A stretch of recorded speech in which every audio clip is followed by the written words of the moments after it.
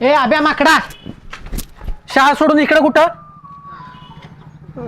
ते मी तिथं गेलतो जरा. कुठं? ते काम होतं. कसलं काम? ते माझ्या वर्गातला मित्र राहतोय ना तिथं, जाधववाडीत, त्याला भेटायला गेलतो. तू एकटाच? बाकीचे कुठे आहेत? बाकीच्यासनी डबा खायचा होता ना, मधल्या सुट्टीत आलोय ना मी. होय. असा कुठला मित्र आहे ज्याच्यासाठी डबा सोडून तू इकडे आलास? चल मला पण भेटू दे, चल. अरे नको, आत्ताच गोळ्या खाऊन झोपलोय तो, आणि म्हणून मी उठून आलो. होय.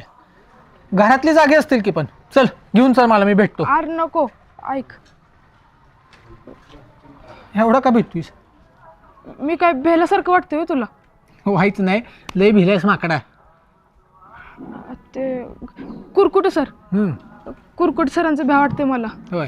ते मधली सुट्टी संपत आली असेल ना, जर वेळ झाला तर लय मारतात सर, म्हणून. बरं चल आता जाऊ दे मला. ए आज एवढी का काही करतोयस? हा, तुला कसं कळतं रे एवढं सगळं? सांगितलं ना मला उशीर झालाय, जाऊ दे की मला. हिरोचा पेन घ्यायचा आहे ना? नाही नको, परत बघू कधीतरी. हे बघ, घेतलास तर आजच, नाहीतर कावाच नाही.